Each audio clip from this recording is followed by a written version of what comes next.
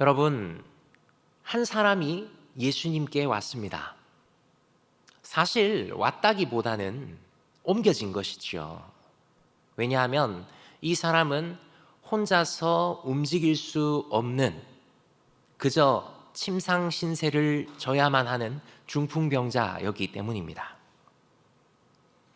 어느 정도 심각한지는 알 수 없겠습니다만 아마 거의 사지가 마비될 지경 아니었겠습니까? 혼자 움직일 수 없습니다. 이 시기에 휠체어가 있겠습니까? 구급차가 있겠습니까? 이 사람은 그저 무기력하게, 그저 아무런 어떠한 방도 없이 가만히 있을 수밖에 없는 그런 사람이었습니다. 그런데 이 사람이 지금 움직였지요. 어떻게 움직일 수 있습니까? 사람들이 이 사람을 4명에게 침상째로 메워가지고 옮겼기 때문입니다. 이 병자를, 혼자서 움직일 수도 없는 이 병자를 사람들이 침상째로 4명이서 들어 옮깁니다. 왜 옮길까요? 무작정 이들은 옮기는 것 같은데 이들에게는 목표가 하나 있었습니다. 바로 이 중풍병자를 예수님께 데리고 가고자 하는 목표 말입니다. 이 사람들은 예수님이 계신 가버나움으로 무작정 향합니다. 예수님께로 향했다라고 하는 것이 더 옳겠습니다. 예수님께로 이 사람을 데리고 가는 것이지요. 그래서 예수님이 계신 가버나움의 한 집에 이르게 됩니다. 그런데 참 예기치 못한 상황이라 할까요? 예수님을 만나러 이렇게 나왔는데, 이렇게 사람들이 들어가지고 왔는데요, 사람들이 너무 많습니다. 이미 예수님을 만나러 온 사람들이 바글바글 너무 많아서요, 집 안으로 들어가는 것은 거의 꿈꿀 수 없는 지경입니다. 몸 멀쩡한 사람들도 겨우 비집고 들어갈까 말까 하는 그런 상황인데, 침상에 매여가지고 아무런 움직이는 능력 없이 그냥 실려서 온 그 사람은 그 인파를 뚫고 예수님께 나아가기란 불가능입니다. 그러면 예수님을 부르던지 아니면 예수님께 어떻게든 사람들을 밀치고 나아가던지, 이도저도 안 된다면 예수님이 나오실 때까지 죽치고 앉아서 기다릴 수밖에 없을 것 같습니다. 여러분들이라면 어떻게 하시겠습니까? 저는 이렇게 생각을 해봤습니다. 저는 소심한 A형이거든요. 그래서 다른 사람들에게 피해를 주는 것을 좀 힘들게 생각을 합니다. 그래서 아마 이야기를 할 것 같습니다. 중풍병자 친구야, 우리가 기다리자. 기다렸다가 제대로 틈을 봐서 예수님이 말씀을 끝내시고 나오시면 그때 예수님 앞에 나아가자. 이렇게 이야기하지 않았을까요? 그런데 여러분, 성경의 인물들은, 성경에 나오는 정도의 그 인물들은 저같이 소심하지 않습니다. 저같이 수동적이지 않은 것 같습니다. 이 사람들, 중풍병자를 데리고 온 이 사람들은요, 그야말로 기상천외한 방법을 사용합니다. 바로 지붕으로 올라가는 것이죠. 그리고 천정을 뜯어냅니다. 그리고 그 사람을, 그 중풍병자를 상째로 달아서 내리는 겁니다. 침대째로 달아서 내리는 거죠. 여러분 생각해 보십시오. 지금 제가 이렇게 말씀을 전하고 있는데 갑자기 천정에서 소리가 납니다. 부스럭부스럭 혹은 쿵쾅쿵쾅 하더니 갑자기 천정이 이렇게 열립니다. 그리고 거기서 시커먼 물체가 하나 내려온다고 생각해 보십시오. 자세히 보니 침대입니다. 여러분, 얼마나 황당할까요? 쉽게 볼 수 있는 상황은 아닙니다. 그 시절에 사실 엘리베이터가 있습니까? 아니면 크레인이 있습니까? 침상째로 달아서 내리려면, 자, 내려갑니다. 쥐잉, 이게 아닙니다. 자, 천천히 왼쪽 너무 내렸어. 균형 맞춰서 천천히 자, 이렇게 내려와야 됩니다. 시간도 상당히 걸렸을 거고요. 노력도 상당히 들었을 겁니다.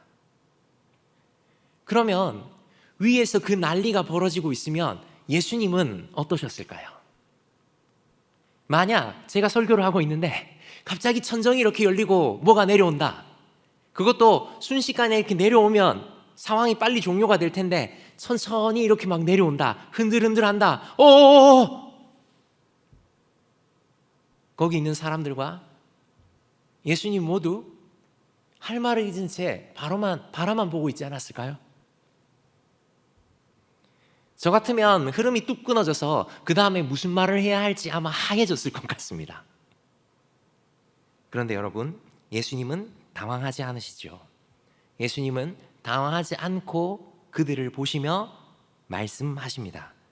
5절을 보시겠습니까? 5절 함께 읽어볼까요? 예수께서 그들의 믿음을 보시고 중풍병자에게 이르시되 작은 자야 내 죄사함을 받았느니라 하시니. 아멘.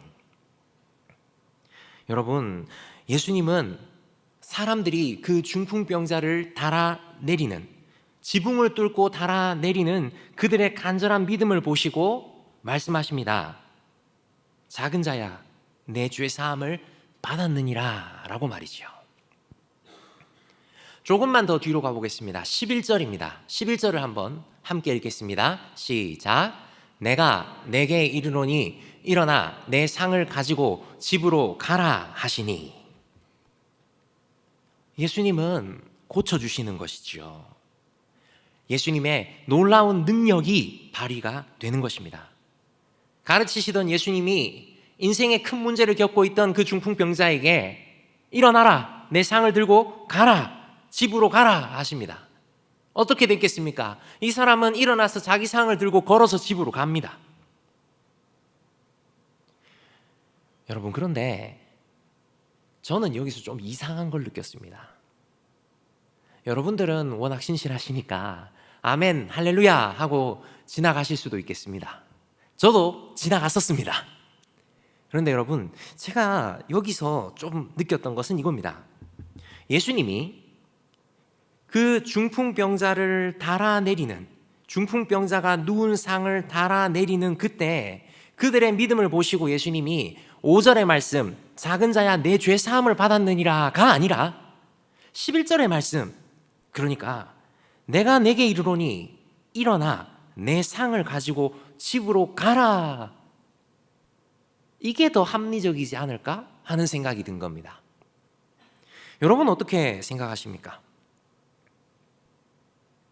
여러분, 내 죄 사함을 받았느니라 라는 말을 하는 것보다 일어나 네 상을 가지고 집으로 가라 라고 하는 이 말이 훨씬 더 간단하지 않습니까?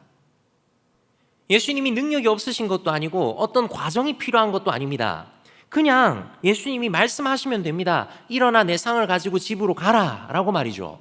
그런데 예수님께서 굳이 작은 자야 네 죄 사함을 받았느니라 라는 이 말씀을 하시고 중간에 이런 에피소드들이 있고 11절에 와서야 일어나 내 상을 가지고 가라 라고 하셨을까요?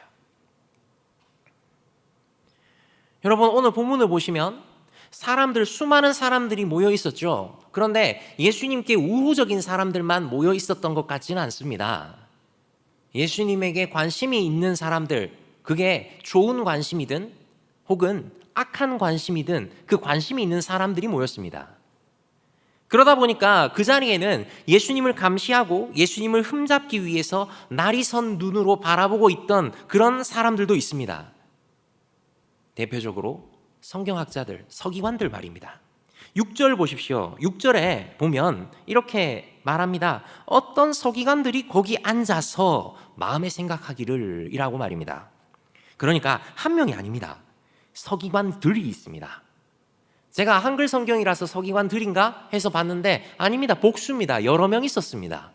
하여튼 적어도 2명 이상은 있었습니다. 그런데 여러분, 이 서기관들의 그들의 기준은요, 어떤 기준을 가지고 있냐 하면 당신은 하나님께 속죄의 제사를 드려야만 하나님께서 죄를 용서해 주신다라고 생각하던 그때입니다. 그러니까 제사가 엄연히 살아있고요. 헤롯 성전이 있습니다. 성전에서 제사를 드려야 합니다. 자기 대신에 그 짐승을 잡아야 하죠. 피를 흘려야 합니다. 태워야 합니다. 혹은 들어야 합니다. 흔들어야 합니다. 그런 제사를 지내야 한다고요. 그래서 그런 율법을 통해서, 그런 제사를 통해서 죄사함을 얻을 수 있습니다. 그런데 이런 기준을, 이런 명확한 율법의 생각을 가지고 있는 그 서기관들, 그 사람들 앞에서 예수님이 굳이 말씀하시는 거죠. 작은 자야, 내 죄사함을 받았느니라 라고 말이죠. 아이쿠야, 이건 예수님께서 빌미를 제공하신 겁니다. 공격당하실 엄청난 빌미를 제공하신 거예요. 그렇지 않습니까? 예수님이 충분히 능력이 있어요. 예수님이 충분히 능력이 있으셔서 일어나 내 상을 가지고 집으로 가라 하시면 됩니다. 그런데 왜 굳이 작은 자야 내 죄사함을 받았느니라 라고 말씀하셨을까요? 이건 논란이라는 불에 기름을 그냥 콸콸콸 들이부은 것입니다. 그 자리에 있던 서기관들은 어쩌면 지붕을 뚫고 누가 내려온 것보다 예수님의 이 말씀이 더 충격적이었을 것입니다. 경악했습니다. 신성모독이다. 자신이 무슨 하나님인가? 죄를 사해 준다니.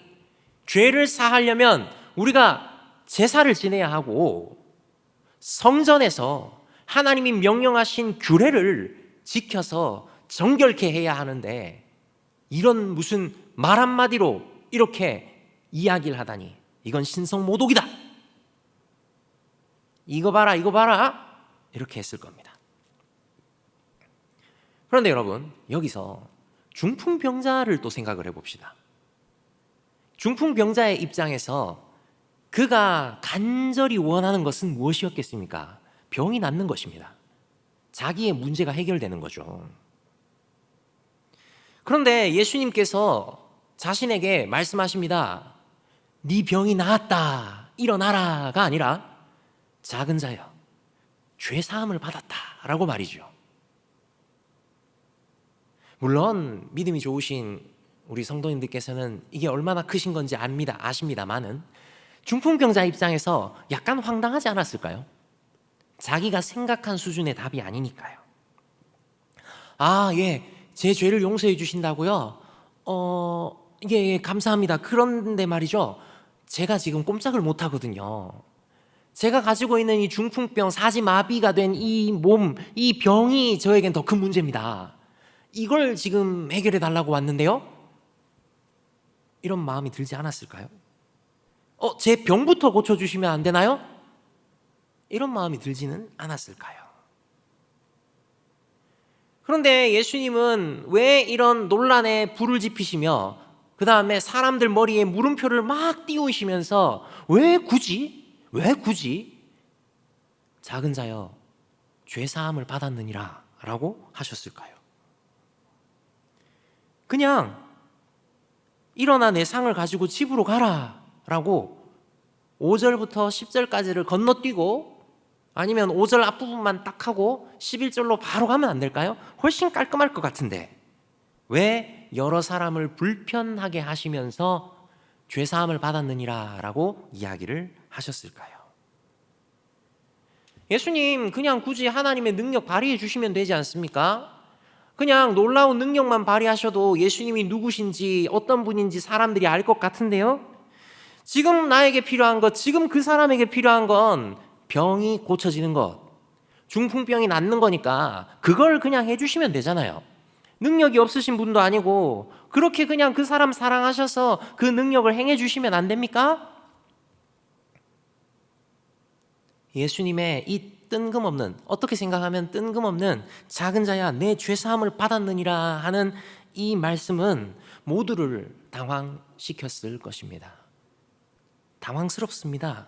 그런데 여러분, 말씀을 읽으시면서 느끼셨나요? 더 당황스러운 게 있습니다. 무엇이냐면 8절입니다. 8절에 보면 예수님이 이렇게 말씀하십니다. 그들이 속으로 이렇게 생각하는 줄을 예수께서 곧 중심에 아시고 이르시되 어찌하여 이것을 마음에 생각하느냐. 여러분, 당시 그 자리에 있던 사람들이라고 생각해 보십시오. 그 사람들은 이 친절한 앞부분의 해설을 모릅니다. 8절 보여주십시오.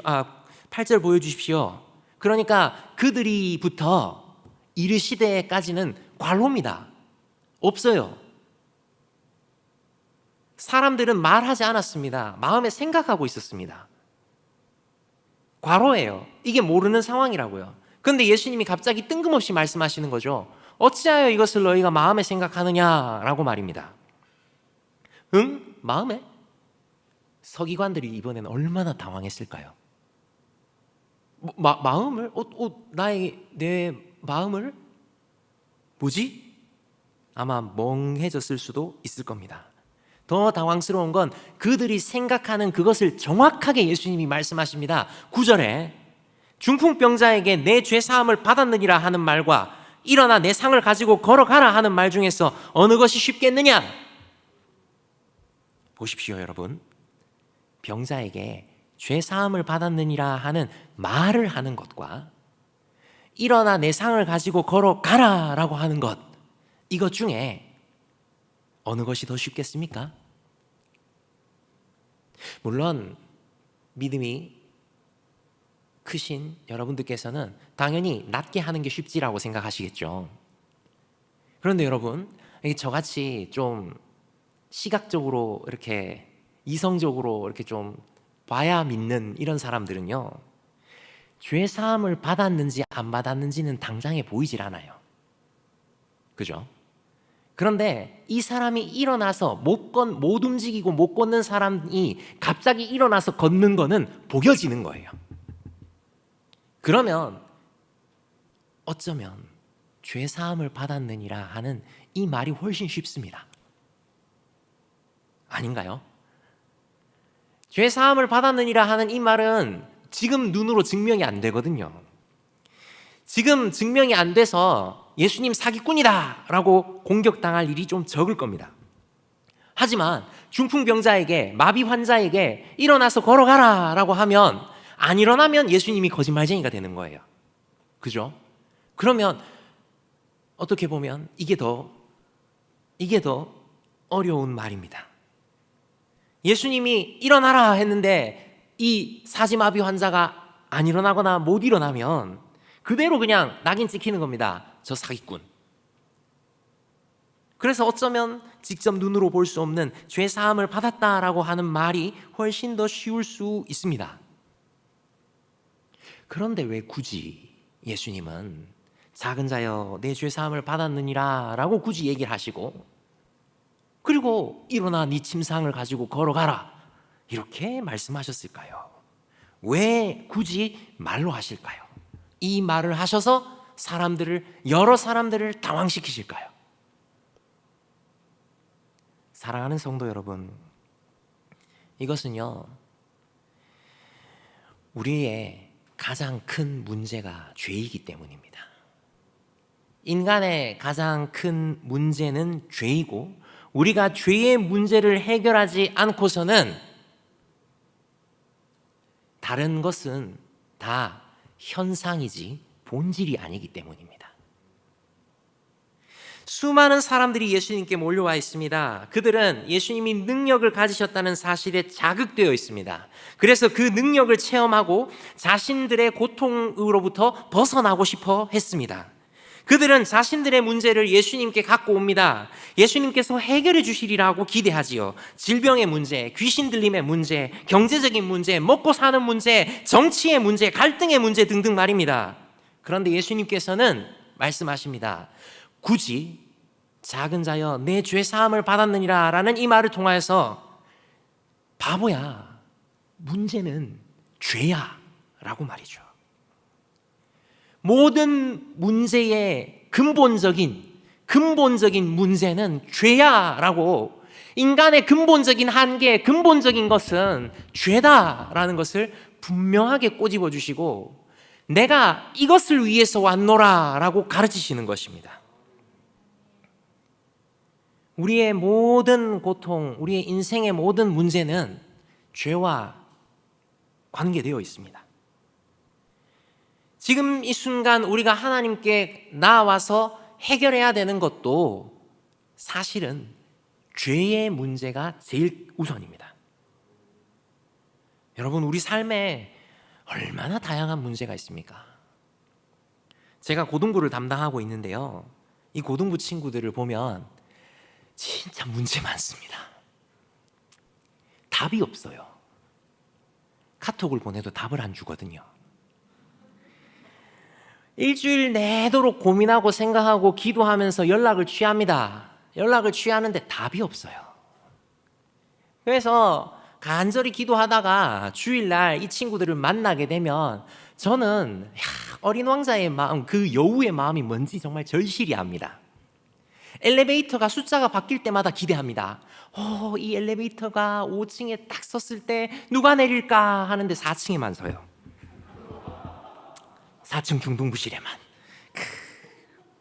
그런데 문을 열고 딱 옵니다. 문을 열고 문이 딱 열리고 고등부 친구들이 딱 오면요, 야, 그렇게 기분 좋을 수가 없어요. 그렇게 막 반가울 수가 없어요. 그래서 막 반갑게 인사를 합니다.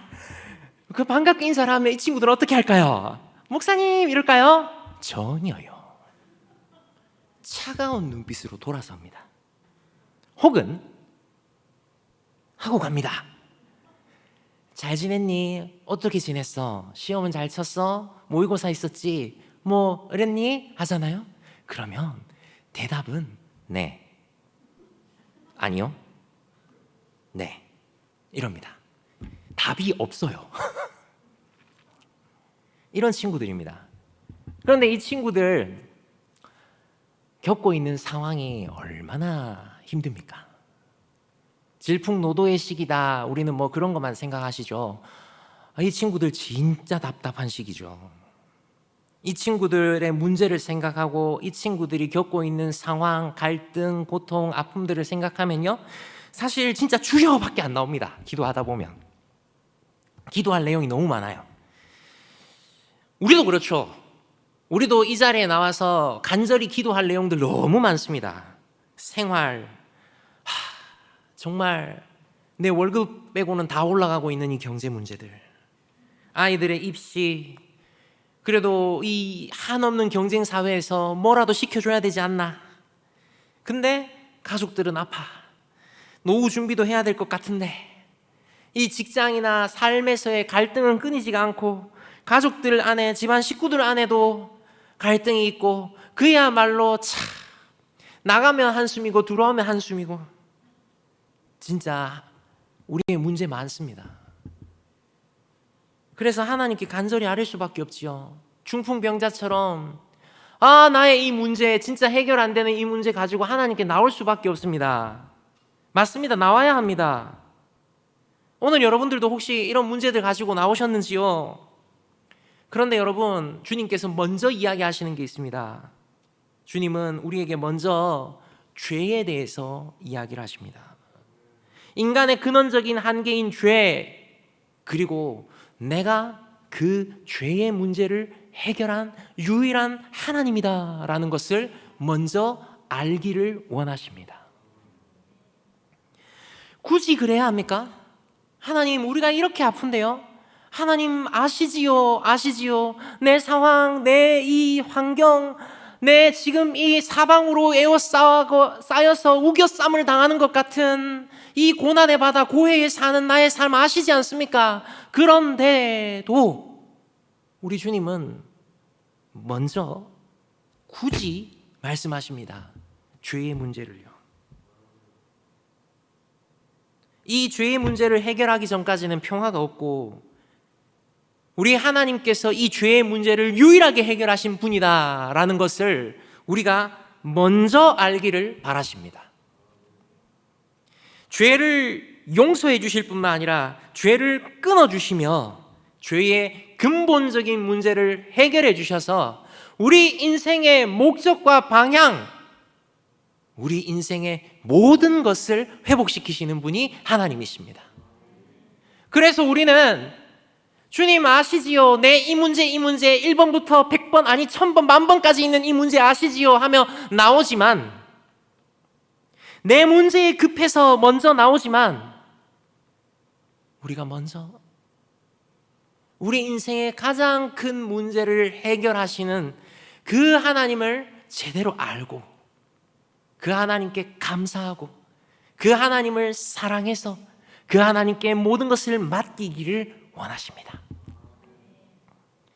그래서 예수님은 병을 치유하고 이 사람의 소원을 들어서 네 상 가지고 일어나 걸어가라 라고 하시기 전에, 작은 자여 네 죄사함을 받았느니라 라고 먼저 말씀하시는 것입니다. 인자가 땅에서 죄를 사하는 권세가 있는 줄을 너희로 알게 하려고 말입니다.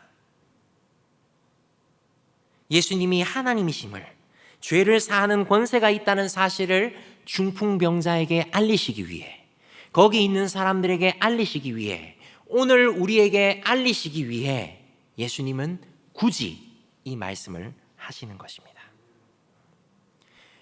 조금 혼란스럽더라도, 조금 황당하더라도 예수님은 우선순위를 먼저 명백히 하십니다.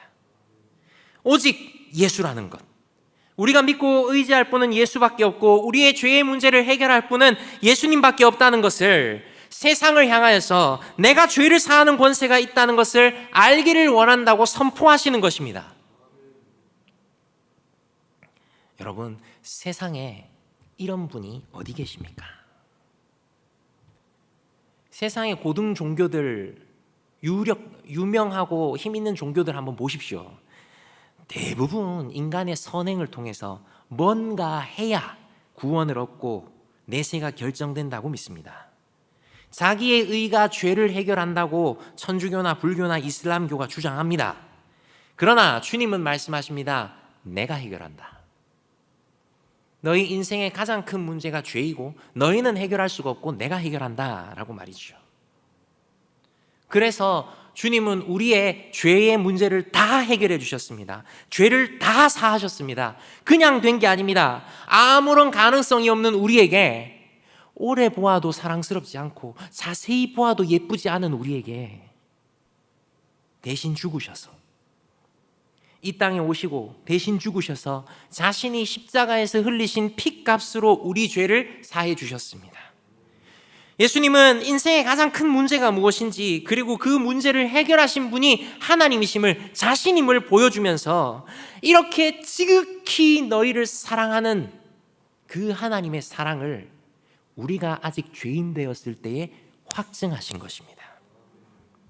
그 하나님께서, 자기의 아들을 아끼지 않고 우리에게 내어주신 그 하나님께서 또한 그 아들과 함께 우리에게 가장 좋은 것으로 주실 것이다 라는 그 믿음도 함께 가지시기를 원하면서 말입니다. 때로는 우리는 내 앞에 있는 문제가 너무나 높은 벽같이 느껴집니다. 넘을 수 없는 장애물로 보입니다. 사방에서 애기도 쌓여진 것 같고 희망의 빛이라고는 조금도 들어오지 않는 것 같습니다. 그 문제에 매몰되어서 하나님은 잊고 그 문제에 전전긍긍할 때가 있는 것 같습니다. 그러나 우리 주님께서는요, 이런 죄의 문제들, 그 현상들이 아닌 근본적인 것까지 해결하신 분입니다. 그 해결을 위해서 우리를 지극히 사랑하셔서 자기 아들까지 아끼지 않고 주셨습니다. 그런 분께서 어찌 그 아들과 함께 우리에게 가장 좋은 것으로 주시지 않겠습니까? 우리 하나님은 그 문제보다 훨씬 더 크신 하나님이십니다. 그러니 우리는 그 하나님께 먼저 집중해야지요.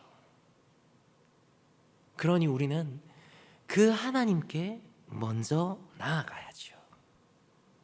우리가 예수님을 알고 예수님을 바르게 믿고 말씀과 기도, 그리고 수없는 은혜의 방편들로 하나님을 알고 하나님을 사랑하며 하나님을 따라가야 하는 것입니다.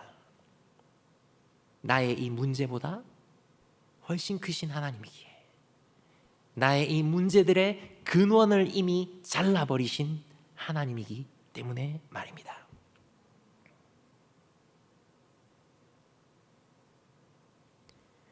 사랑하는 여러분, 그리고 우리가 이것을 확실히 알고 있다, 이것을 확실히 믿고 있다라는 증명은 바로 우리가 이것을 증거하는 것입니다.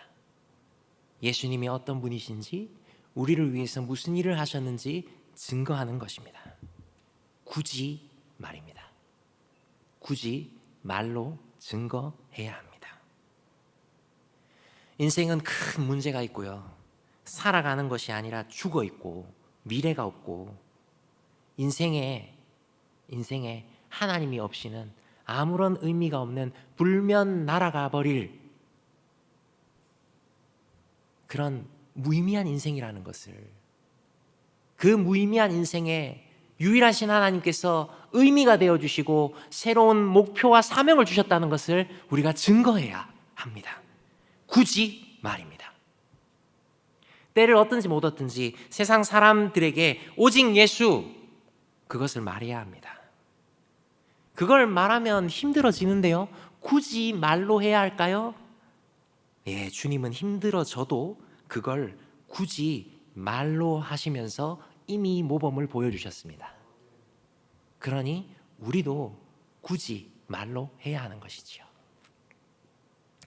어떤 사람들은 이렇게 말합니다. 교회 너무 까탈스럽다, 오만하다, 독선적이다, 왜 자기들만이 옳다고 얘기하냐 라고 말이죠.